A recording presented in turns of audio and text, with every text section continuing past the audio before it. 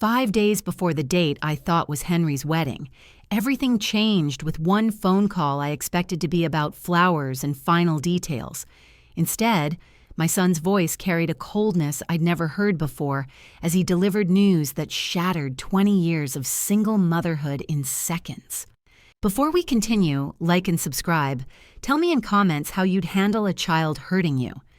"We got married yesterday," he announced. Matter of fact, like ordering coffee. A private ceremony with about 70 people they considered special enough to invite. While I had been working until 3 in the morning on what I believed were last-minute preparations, my only child had walked down the aisle without me. The words hit like ice water. Yesterday. While I was painting a portrait commission until 3 in the morning, believing I had 5 more days to prepare my son's favorite lemon cake, my only child had walked the aisle without me. The gift I'd carefully chosen for Sarah would never find its way to her hands, a symbol of traditions that meant nothing to them. "Don't call unless it's urgent," he continued, his tone shifting to something I'd never heard directed at me. "We need some space to start our marriage properly. You understand, right, Mom?" I said okay, and hung up. The silence in my small apartment felt heavier than the years I'd spent working double shifts to pay for his college, heavier than the nights I'd stayed awake researching scholarship applications, heavier than every sacrifice I'd made believing we were a team. The dress I'd spent weeks preparing for Sarah remained untouched, a reminder of expectations that would never be fulfilled. 20 years of being there for everything. Birthdays, school plays, graduations, and they didn't think I was worthy of their wedding day. But that wasn't the cruelest thing he said. From that morning on, the phone never stopped. Sarah's voice sliced through my sleep before sunrise, sharp with accusations that sounded prepared. She blamed me for making Henry feel guilty about his happiness. According to her, my lack of support and constant questioning had cost me my place at their special day. I sat up in bed, the morning light filtering through curtains I'd sewn myself, illuminating the small apartment I'd called home for 15 years. For months, I'd endured their criticism of my modest space, my secondhand furniture, my inability to contribute to their $30,000 reception dreams. I'd painted portraits until my fingers cramped and my back ached, trying to save money for their future, while they compared my efforts to their friends' parents who owned vacation homes and luxury cars. Her voice gained momentum as she explained how I'd never understood their needs, how Henry deserved someone who celebrated his success instead of making him feel guilty for wanting better things. The irony wasn't lost on me. She criticized my support while never seeing how hard I'd worked for their future. The second call came that afternoon while I was mixing paints for a new commission. Henry's voice carried a hardness I didn't recognize, words that seemed borrowed from someone else's anger. "Mom, if you'd been the kind of woman Dad would have stayed for, maybe you'd understand what a real marriage looks like." My hand trembled, and I had to set down my brush as his words sank in. 20 years of bedtime stories, scraped knees, school plays, and college dreams came crashing down in that single moment of painful truth. The man I'd raised, protected, and sacrificed for had just erased every sleepless night I'd spent building our life together. "You know what Sarah's mom did for our wedding?" he continued, oblivious to the damage his words were inflicting. "She wrote us a check for $10,000. No questions, no comments about our choices, just pure support." I hung up without a word, my apartment suddenly feeling both too small and impossibly vast. The portraits lining my walls, neighbors' children, local families, commissioned pieces that had kept us afloat, seemed to watch me with sympathetic eyes. These faces had trusted me to capture their essence, their joy, their love. How had I failed so completely to understand my own son? Little did I know, my life was about to take an unexpected turn. The commission I'd been working on belonged to Marcus Chen, a gallery owner who'd discovered my work 3 months earlier at Rosie's Cafe, where the owner displayed local artists' pieces between the coffee menu and community bulletin board.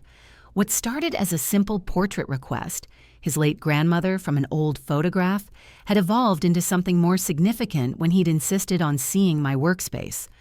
Marcus, a gallery owner who'd seen my work, changed everything with a simple offer. He believed my paintings deserved to be seen by the world. "Your first gallery showing is in 6 weeks," he'd said, shaking my paint-stained hand. "I've already spoken to several collectors who will be very interested in your work." Opening night drew unexpected crowds. Critics took notes, 8 pieces sold, and a critic from the city paper asked for an interview. My paintings, professionally lit and matted, looked like treasures I'd never recognized as mine. Suddenly, my small apartment felt less like a limitation and more like a sanctuary where magic had been happening unnoticed for years. Once the articles went live, their tone flipped from sharp to syrupy. The phone calls from Henry and Sarah intensified as word of my success spread through social media and local news coverage. Their voices carried a sweetness I hadn't heard before, but it felt fake after months of harsh words and cold treatment. "We've been thinking about you," Sarah said during one evening call, her tone remarkably different from our last conversation. "We realize we may have been too hasty with our wedding decisions. Families should stick together through everything, right?" Henry's voice joined the call, background noise suggesting they were both hovering over the phone like conspirators planning their approach. "Mom, I've been reading about your gallery showing online. I'm so proud of what you've accomplished. I always knew you were talented.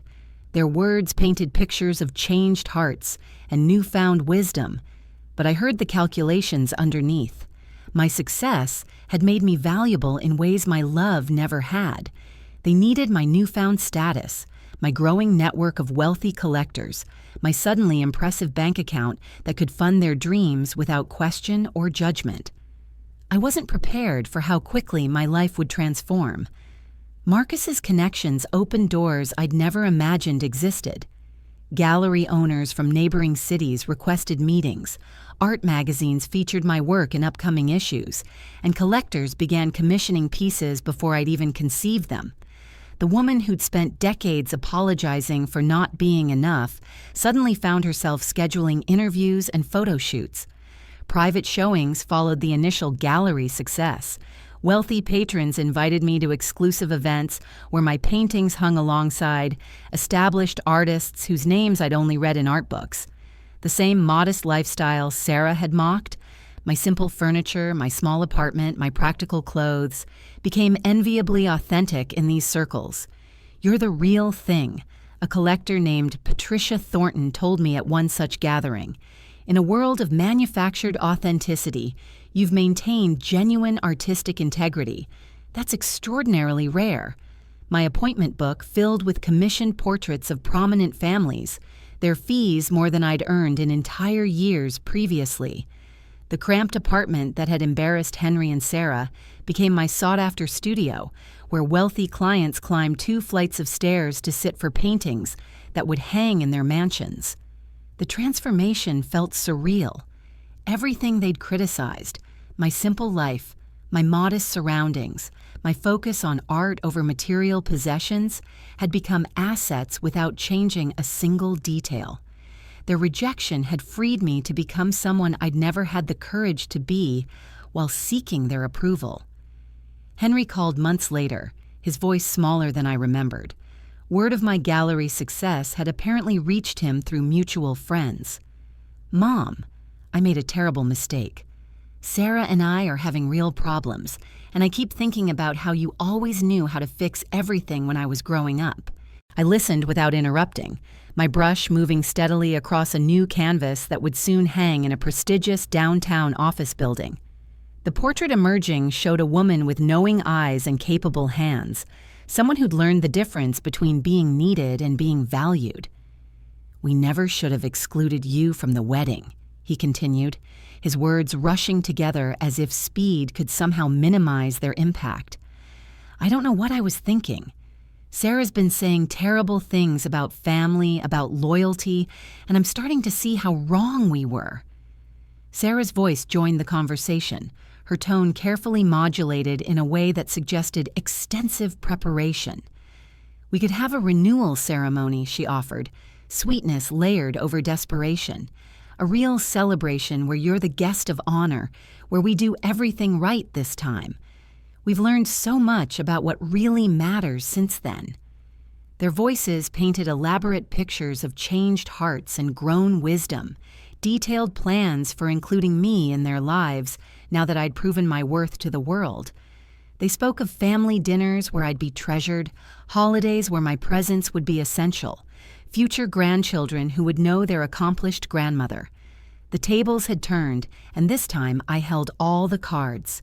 I finished the brushstroke I'd been working on before responding, taking my time to consider words that would shape whatever relationship we might have going forward. The silence stretched between us like the years of unappreciated sacrifice, filled with everything I'd learned about my own value since they'd pushed me away.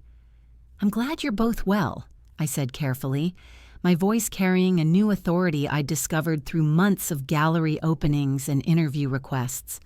"I hope you find the happiness and understanding you're looking for." "But Mom," Henry pressed, his voice cracking with something that might have been genuine emotion or calculated performance. "I need you. I need my mother back. We could be a real family again, the way we were when I was little."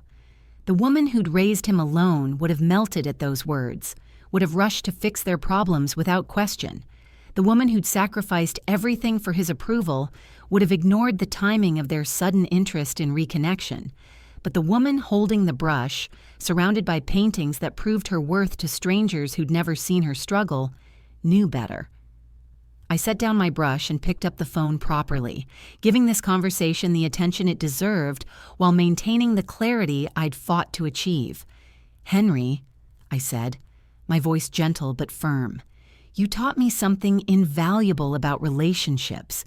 Real family doesn't exclude you when times are good and include you when they need something." The silence stretched between us like decades. "Real family doesn't make you prove your worth every day," I continued, watching the painted woman on my easel as if she might offer guidance. "They don't wait until you're successful to decide you're valuable. They don't criticize your limitations and then expect to benefit from your achievements.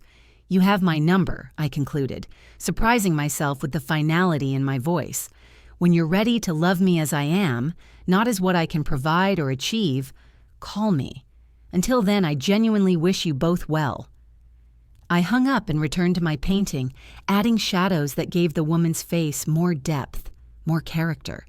The city hummed outside my window with possibilities I was just beginning to explore.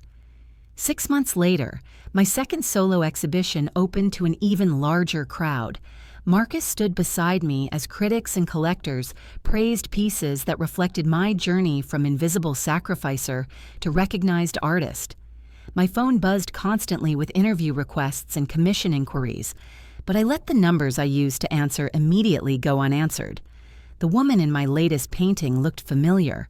Kind eyes holding hard-won wisdom, gentle smile that had learned to set boundaries, hands that knew both hardship and hope. It took me a moment to realize I'd been painting myself, but a version I'd never seen before. A woman who'd learned that love without respect is just pretty servitude, and that sometimes the greatest gift you can give someone is the freedom to live with their choices. I chose peace over permission and value over validation. Sometimes the people who taught you your worth are the ones who never deserved it in the first place.